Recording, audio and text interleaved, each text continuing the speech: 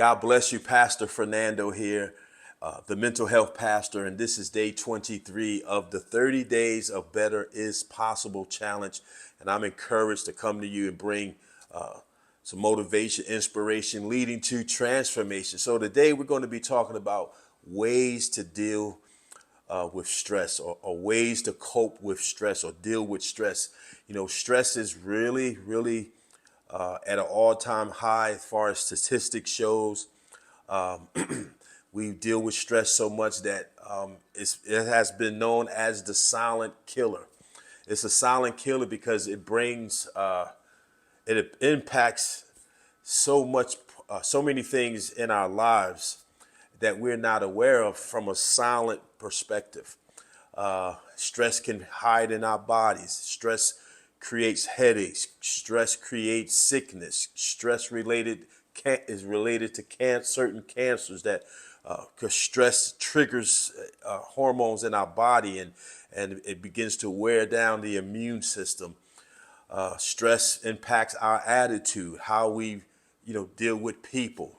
It impacts how we handle situations on the job and how we even do the job. So stress is really a hardcore thing that attacks you, but it's silent because we're prone to just continue to move and go and not question certain things that we feel or that are different in our mind or in our bodies.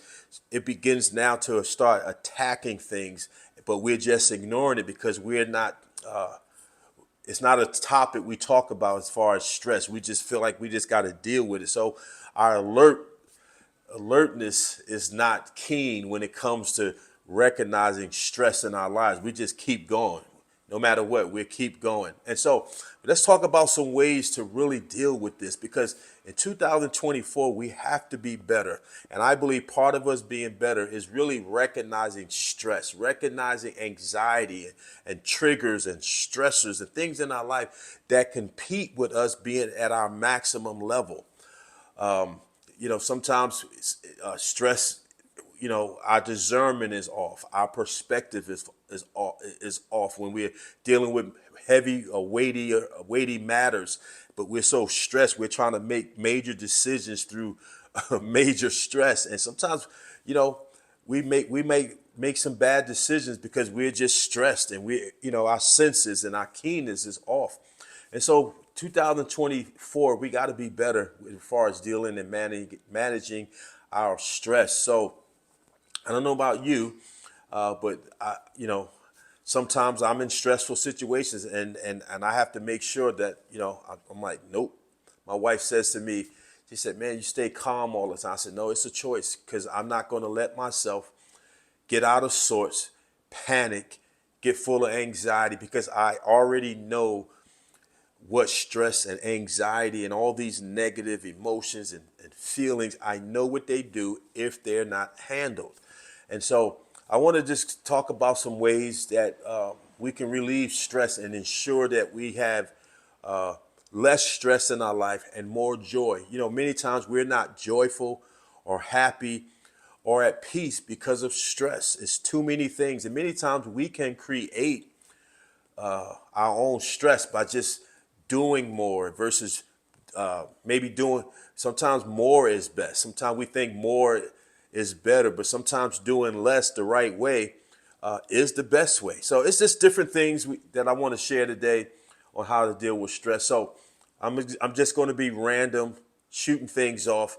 One of the things that's where stress is high is the job. At the job where you work or where I work, where I've worked, whatever, any job, I would think from just, I don't know, being in America by law, you have to have a lunch break. You have to be given a certain amount of hours doing your work. You're entitled to some sort of break, lunch break of some sorts. But usually, most people I know, and this is through experience and through me doing the power of the lunch break workshops, people don't take their lunch breaks or they use their lunch breaks to do work. So let me just share how this sounds. We are already at the job for 8 hours. We're given an hour lunch break and we still do work. So we're working nonstop the whole shift at our places of employment. The lunch break is designed to pull you back from the momentum and gives you an opportunity to recharge and regroup and reset. Take a nap. Just relax and calm yourself. And sometimes we're using it for work. So then we're complaining about the job, but we didn't take advantage of the breaks they give. Sometimes walking around your campus or wherever you work, walking around the job, just sitting in your car, just breathing and thinking and self-reflecting and just pondering positive things and just pulling back, separating yourself from the pressure of the job and just say, I'm gonna use this break as a time to be refreshed. I'm telling you, I used to do that and I do it now. People say, oh, you take a lunch break, because people get mad when you take a lunch break because it looks like you're not in the same momentum they're in. No, I'm in the momentum of peace. I'm already doing 100%, so I'm entitled to take a rest. And people who don't rest will always be mad at those that do. All right, take your lunch break. Number one. What is your outlet? This is another. Do you have a healthy outlet? What do you do to wind down? What do you do to relax yourself, to pull back, to enjoy life? What do you do? Do you go to the gym? Do you walk? Do you run? Do you watch a nice quiet movie? Do you listen to soothing music? What is an outlet that doesn't require heavy expectation of you, that you can be poured into based on the outlet? I go to the gym. I love it because I relieve, I go there and pump it up, do what I need to do, walk a couple miles. I do this, or I stay home and do exercises and push-ups. And it's just, I feel good because sometimes if I'm feeling stressed, I'll take my stress out on the outlet. I'll just say I'm going at this outlet aggressively. I'm gonna go do 100 push-ups, sit-ups, and I'm gonna be angry because I want to. I'm not going to deny my emotion. Sometimes I go to the gym, I'm angry. I'm going in there because my anger is going to be released through the high level of activity of the outlet, particularly just weightlifting or running. So that it acts as fuel, and it's like, yeah. So it's a good adrenaline. Then there's time I'm just, but let me say this again. Through that, all the anger and high energy I had is subsides. It's like, man, I feel good that I was able to take my stress out on an outlet versus taking it out on my wife or my children or a coworker or whoever. So what is your outlet? Do you read books? What do you do to self-soothe? To soothe you? Do you take walk? I like nature. I like watching shows, nature shows. I sit there and I just sit back and like listen of the history of things and animals and the planet. It's just soothing to me. So find out, what is the outlet for you? What is something you can just sit there without having expectation of somebody requiring something of you, and you could just chill out. Sometimes we're eating, our diet plays a part, and sometimes just eating certain foods can keep us excel our energy or our anxiety. Sometimes caffeine, caffeinating yourself, that has a tendency to cause stress because you create a high and then you have to come down. Now it's a low, and in that low you're feeling stressed and tired and frustrated. Positive self-reflection. Sometimes I just sit still and just think. Just think about, ponder and meditate. Mindfulness, just being in the moment and just meditation, some good meditation, just reflecting. The scripture even says that we can meditate upon God's word, meditating.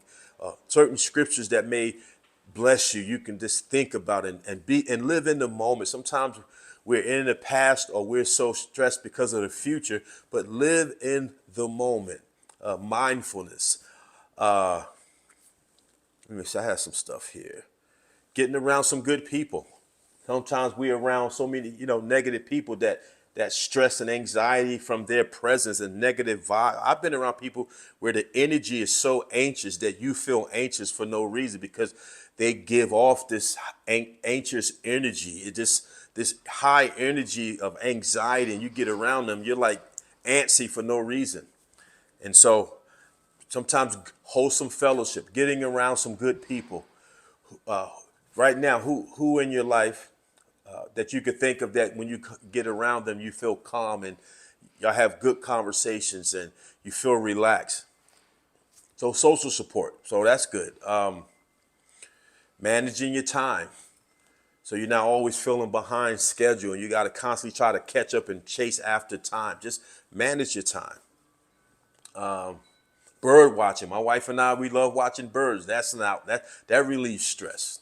We watch certain shows about other cultures and countries and how people live and think in other places of the world. Hey, that relieves stress. It's just a little quiet time on the couch here, just sitting back and just, man, this is relaxing. My wife, she paints rocks. She said it's so soothing and therapeutic for her. She does puzzles. She goes to life groups, so Bible study, healthy Bible study groups where you can go and talk and share and just have wholesome fellowship and time together with people you love and learning other experiences. What else here? Talked about diet, physical activity, whatever that is.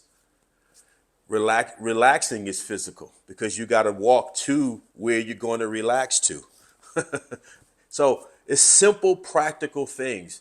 Peace of mind, desiring peace of mind, man. I'm telling you, we have to chase after peace. Sometimes we're just so used to stress and chaos and high achievement that we're so focused on achieving that we're distracted by it.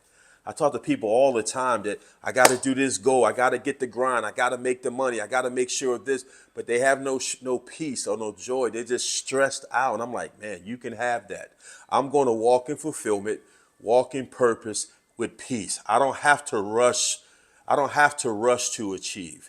I'm on a journey of achievement. And so the posture of how we approach things, the posture of our thought and perspective, how we approach even the thing we're supposed to do, you can approach the right thing in the wrong way and be stressed. Be stressed because you don't have. Be stressed because you do have. It's so many reasons that Satan uses to get us stressed and over, just anxious. The need to always be right. Sometimes you just got to be quiet. We don't owe every situation an answer or an accommodation. And so I just want to throw some things out there for you. 2024, better is possible. But we got to cooperate with the possibilities and the resources that are connected to better. All right.